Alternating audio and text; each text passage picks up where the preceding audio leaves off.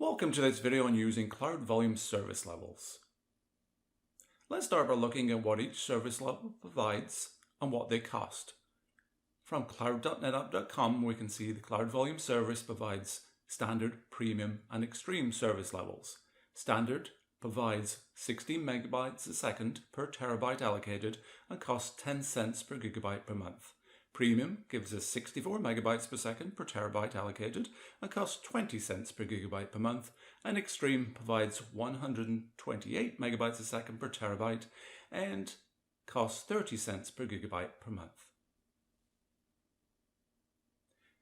Changing service levels is very easy through the user interface, and so is changing the allocated capacity.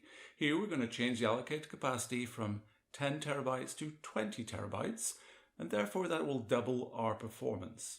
This change happens within seconds.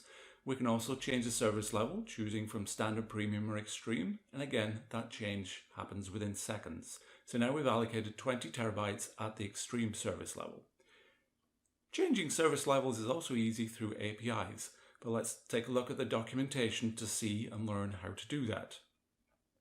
The document tells us how to find our keys and the URL endpoints, explains what we can do with RESTful APIs, and provides some examples for tests such as listing volumes,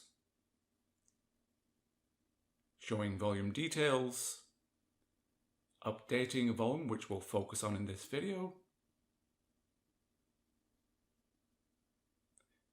The doc also shows us how to delete volumes, how to take a snapshot, how to clone a volume from a snapshot, and then how to delete volumes and snapshots. We can see how we can get our API keys. And in this demonstration, we're going to change service levels and allocate capacity using a simple bash script. We pass it an argument to change allocated capacity and service levels. Here I'm going to change the allocated capacity to 40 terabytes, and I'm going to change from the premium to the extreme service level. Within seconds, we see that the change has been accepted. And within a few more seconds, we'll see the user interface is updated to reflect that change. Let's see how we can non-disruptively change service level and allocation. So to demonstrate that, I'm going to run a benchmark called FIO from a EC2 instance, and it's mounted a cloud volume. The benchmark starts to run, and we see that we're getting about 160 megabytes a second. And when we take a look at the allocation for the volume and the performance level, we see it's at standard, and we've allocated 10 terabytes. So that's basically 16 megabytes a second multiplied by 10. That gives us our 160. So now we're going to change the performance to extreme and allocate 20 terabytes, and that will give us a performance of about 2.5 gigabytes a second.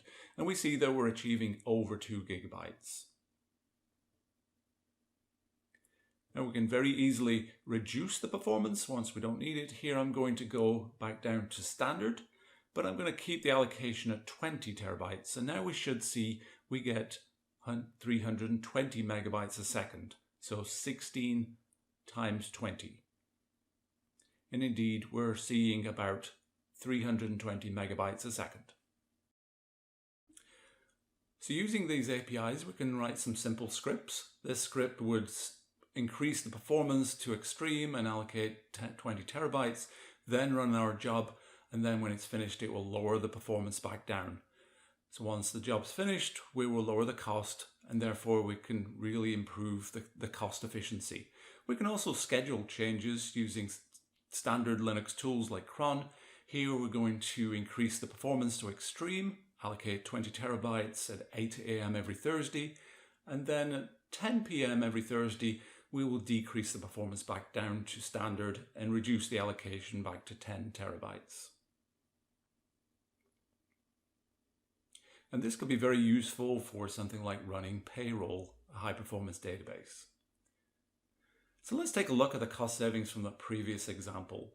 So by using the extreme service only when we needed it, we could reduce our monthly cost by over 75%. In this demonstration, we've learned the performance and price of service levels, how to change service levels and allocation by user interface and API, that we can non-disruptively change performance, how to use APIs to script and schedule changes, and how to use that to save costs by only paying for the performance when we need it. Thank you for watching, and to learn more, please go to cloud.netapp.com.